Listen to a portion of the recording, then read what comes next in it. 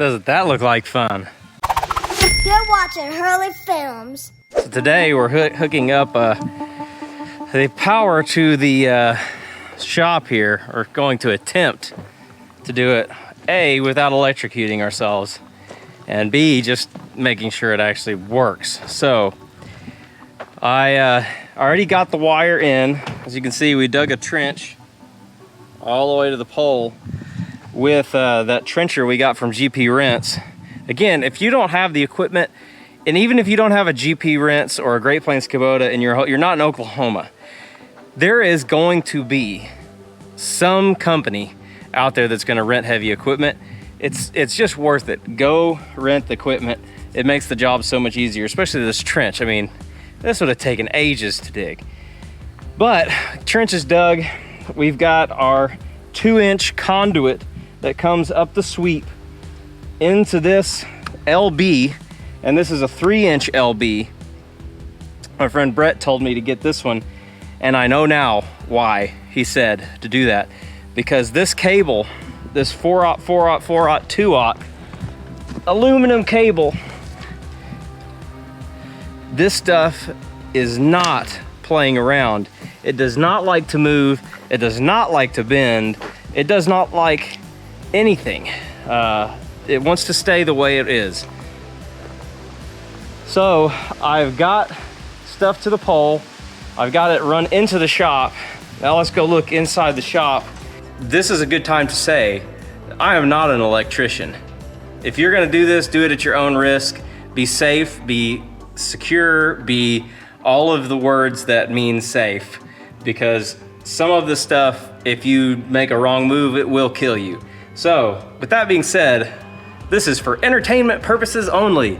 So the panel, we've got to get these 2 hot legs run into these 2 poles that will run the 2 poles of this, the hot side of this panel. Then the neutral, we will run over here into this. Actually, we'll run it into this side. This is the neutral side, and this screw, there's a green screw on this side that is for grounding the entire box to the same neutral line, and we don't want to do that. This is going to be our ground side, and this is where the ground cable will come and terminate into here.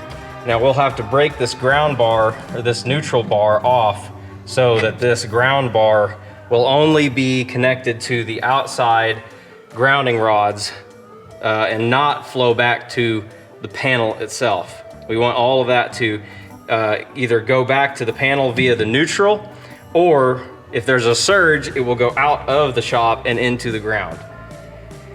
So with that being said, now we got to figure out how to break the ground bar off, because I actually don't know how to do that. I'm assuming it is fairly self-explanatory. Break the ground bar off. Let's go for it. Before we do that, let me go show you this tool I got from Harbor Freight, because I'm cheap. And I watched some reviews on it, and people said that it worked really well.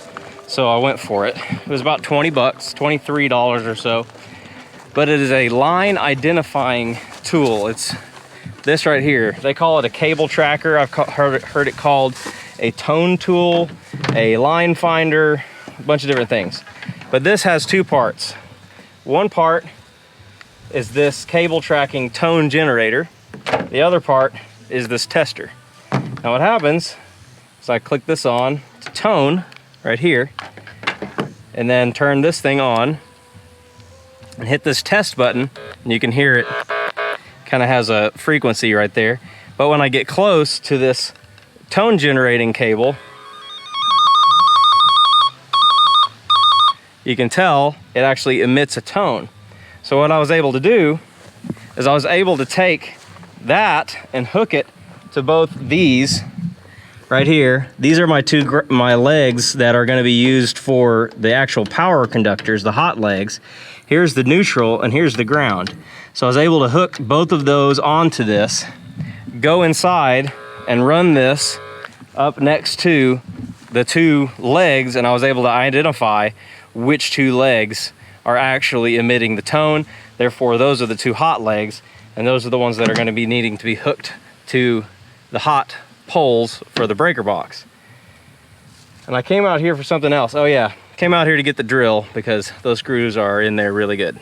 So effectively, I've got power, live power coming into the meter. From there, under it, I have a disconnect box, which essentially serves as my first panel. It's got two 200 amp breakers in it, which is why we need to take this grounding bar off, because we need to ground this panel, and we don't need to use the ground, because if something was to happen, that electricity would have to flow all the way back to the panel, and we don't want that. We want it to be able to get out as fast as possible if there is a surge of any kind. Okay, now let's see if we can do this.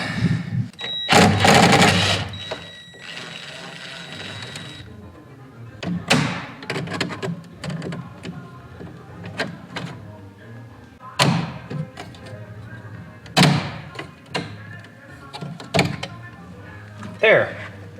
So we've broken off our ground bar. Now what we're gonna do with this is I'm gonna move it up away from, as far as possible, getting that away from this neutral bus. Probably didn't have to bend that over, but you know what? It was easier to get it out that way, so whatever. So we've got our ground, our neutral, and our two hots. Now, what I was saying earlier, the fun part about this cable. This cable, I mean, it's a beast. It does not want to move easily into place, but we will have to manage it, and we will have to make it work. Somehow, some way, it'll happen. So let's just start. Let's stop talking.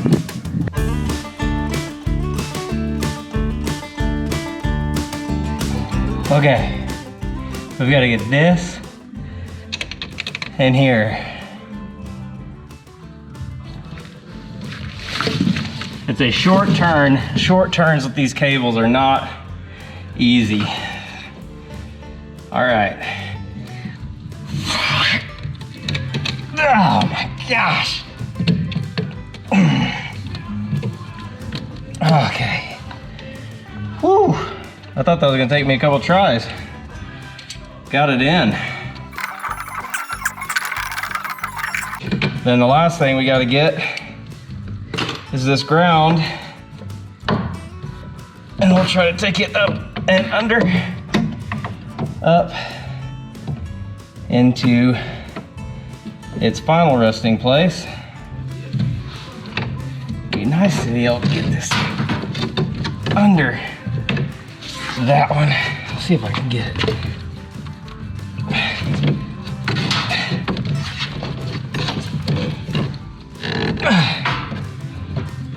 There we go.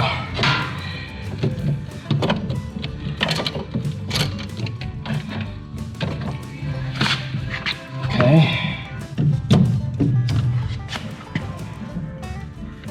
And this is the 4-aught aluminum for the ground connection. They make wire cutting tools, but I fail to see why a pair of bolt cutters doesn't do the same thing. So what we're gonna do, this thick insulation, we're gonna take like a thumbnail's length, so about there. We're gonna cut through it all the way around with a box knife or any blade that you see fit. Just don't cut yourself. And then slice down the middle a couple times till you see the cable insulation starting to break open. And at that point, you can stick a nail in and it just breaks off on the edge, leaving the cable exposed. Oh, we gotta loose that Allen key up.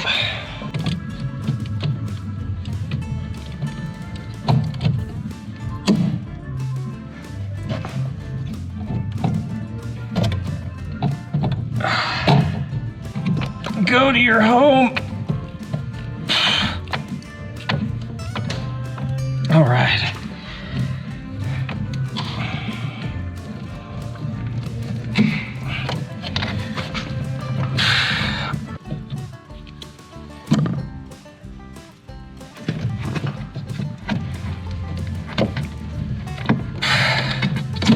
There we go. Let's run that over here outside of that gable. Okay, now put our nut back in here to secure it.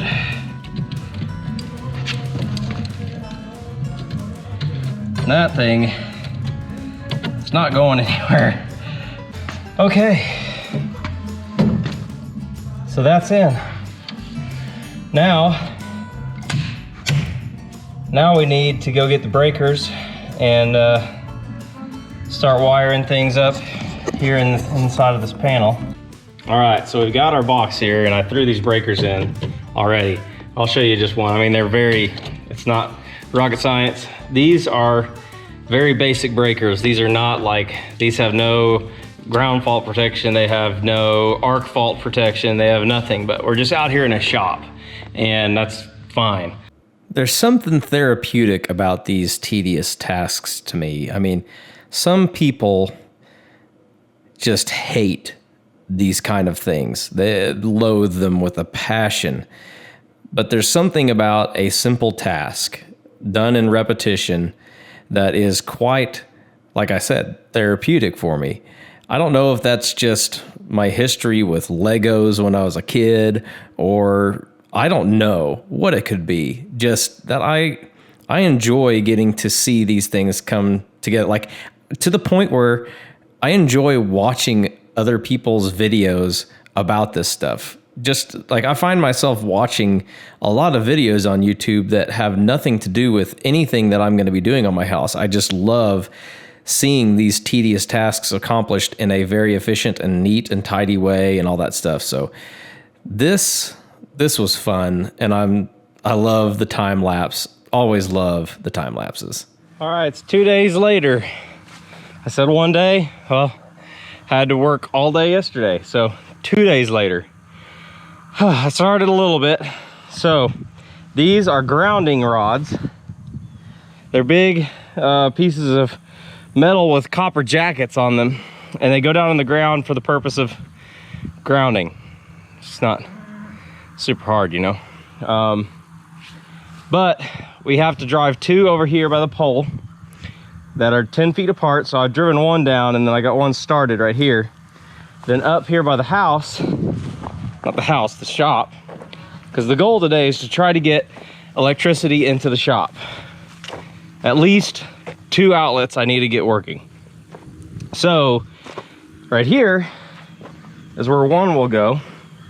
And then approximately 10 feet over here is where another will go.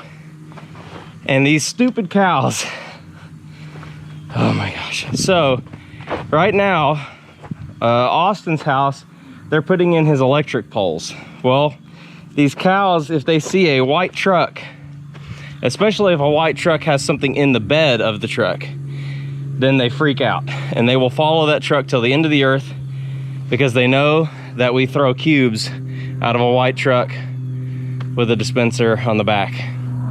All these electric trucks, white trucks, and they have big spools in the back. So the cows are literally following around. I even took the cows, I honked the horn, that's another way we get them to go, honked the horn and drove them to the far corner up there. So they're 70 acres, or not 70 acres, they're about a mile that way. And all of a sudden, while I'm talking to you, there they go. They can hear the machines. Well, I did my best, I tried. Now their electric guys are on their own, because we got things to do. I got no time to deal with the cows. So let's get driving. You'll notice the cows in the background. You can see Oh gosh, you can see them following around these. There they go. You can see them following around these trucks, just like I was telling you. It was funny. I mean, I don't know how many calories those cows expended that day just following around these trucks that were putting up Austin's electric poles. Just hilarious. And Austin came over right around this point to help me because I had to reach down into the bottom of that hole to get that grounding rod wire out of there. And that I couldn't have done that without him. So again, it's nice having somebody else that's building a house right next door to you. Telling you what, the ground might as well be rock. It hasn't rained in Oklahoma in I think 2.5 weeks, maybe 3 weeks. And the ground, it's just like, that didn't break when it hit the ground. It's just like rock. Gosh, the clay soil that's out here when it doesn't rain, it is just impossible. When I was doing this with the trencher, it was coming up in chips. Like it was literally chipping it like you would stone. It's just crazy how dry it is. I hate saying it because I'm in the middle of a construction, but we need rain. We need rain bad. But we got the trenches dug for the grounding rods. So let's get those trenches filled with cable and get the rods hooked up, and then we'll have to go up and do it up by the house. I'll have to do it again. Oh my God. I just drove all 4 of those rods in, and it's like hitting steel. Man, the ground is so hard. But let's go talk over an issue over here at the panel. Need another part. I'll be going back into Oklahoma City tonight. It's not staying out here tonight. What we have is we've got an issue where we've got these 2 grounding cables. These goes to the house. This one goes to the shop. And right now, we've got this grounding screw that's taken up by copper. And then we've got the neutrals that are taking up these 2 4/0 holes. So I need to get a 2/0 4/0 split bolt, aluminum to copper, aluminum and copper, to be able to go here. So we can get that done, or I need to get a grounding bar kit that I'd be able just to install a new lug right here. But we're gonna try the split bolt first because I think that'll solve our problems. But right now, I'm not sure what time it is. It's almost 1. So I'm gonna go inside the shop and just start getting outlets installed and buttoned up. That way, once I get the parts I need for the panel out there, I'll be able to just fire this up and we'll have power in the shop, which is gonna be awesome. Right out here, this 220 is for the mini split air conditioner that we'll be installing right here a little bit later once we get power into the building. So let's go in and start working on outlets, getting everything actually kind of buttoned up in there. All right, so I didn't really do like a tutorial on how to wire up an outlet because with most videos, there's like 500 of them out there on YouTube about how to do this kind of stuff. So if you want to really know how to, and you just want my specific instruction, I guess leave it down in the comments below and I'll make a separate video, but you can kind of get a gist for what's going on here. I mean, you basically join the wires together if you have 3 or more, and then you run 1 pigtail wire off of it. And if you got 2 wires, you're lucky. You just hook the ends of them and hook it up to the socket and and screw it in. I mean, it's a pretty straightforward deal. So anyway, if you want that, I guess let me know and I'll make one. Okay, so we got a lot done. I got pretty much all of the 110, 120, whatever you want to call them, outlets. The normal outlets, got them all put in, except for things in the office because we still need to paint and trim and things in there that are not ready for outlets. And that's just two 15 amp circuits. So we'll be able just to keep those off in the meantime. But I feel like tomorrow the shop's gonna have power and it's gonna be awesome. I've got every outlet in. I don't have any switches in yet because I ordered some lights, but they haven't come in yet. I'm excited to show them to you guys. They were on sale. So hopefully they work.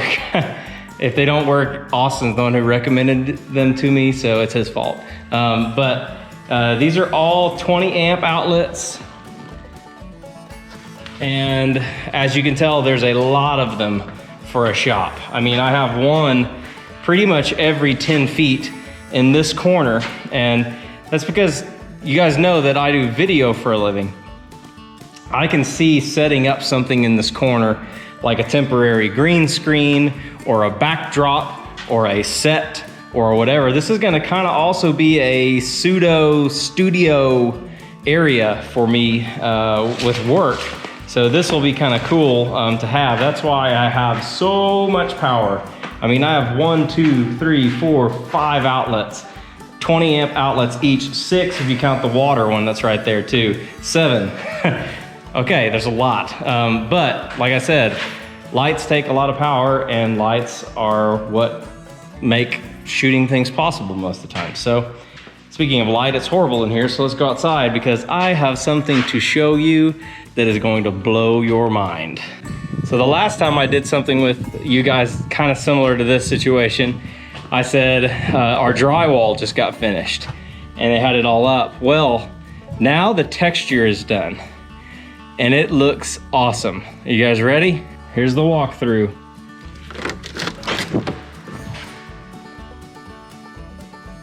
Holy moly, it's huge. This is incredible. And it's quite a natural reverb.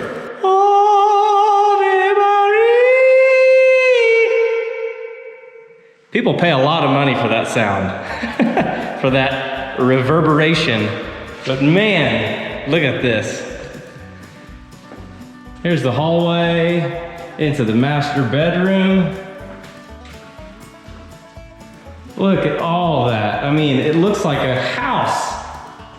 These big windows, these master closet. There's an attic access in here. Master bathrooms back there. The laundry room's over here.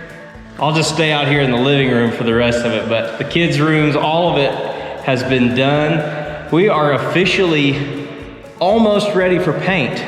Just have to get doors installed and trim done on the doors, casing, windows, all that kind of stuff. And check this out. This awesome fireplace.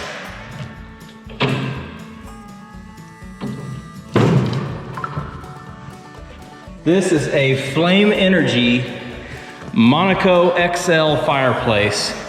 And I think we're also going to, it's got a damper here. So like if you wanna be able to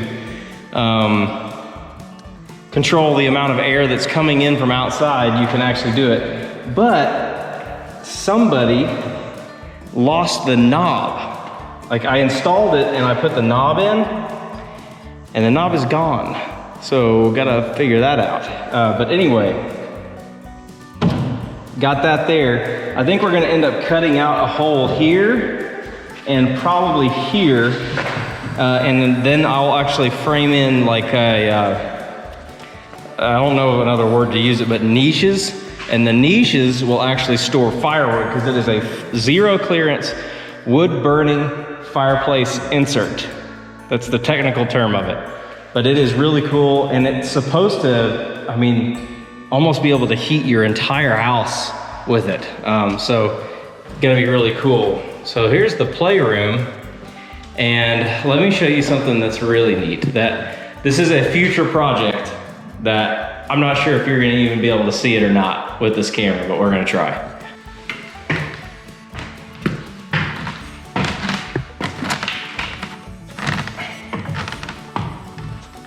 So there's this room up here that we finished out, and it's huge, and it's got quite a cool echo going on. Kind of creepy looking right now on camera, but it's not that tall. I think it's only about 7 feet tall, but we went ahead and paid the guys to sheetrock it and to do the texture. So I think what I'm gonna do is I'm gonna find a cheap projector somewhere, and I'm gonna hang it here, and it will shoot down there, and I'll throw a ton of beanbags up in here, and we'll have our own little movie theater thing.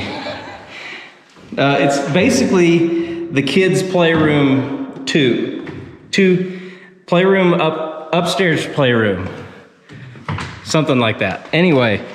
It's for the children. But eventually what I want to do is get a spiral staircase that we'll put in right here. That'll go up to the ceiling. We're far out from that phase yet, but it's cool to think about nonetheless.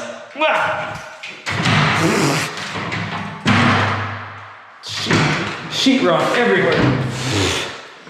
Oh.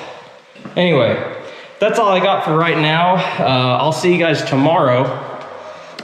This video is getting really long. I'll see you guys tomorrow back out here at the farm, at the house, and we will get power in the shop in anticipation of the well stuff that will be coming very soon to follow that. So see you tomorrow. Well, so this video is already 28 minutes long, so we're going to turn this one into a two-parter, but here's kind of a preview of some of the stuff that's going to happen in the next video. So if you haven't already, subscribe to the channel, like the video, comment down below, hit the notification bell, and all of those other goodies, and we'll see you on the next one.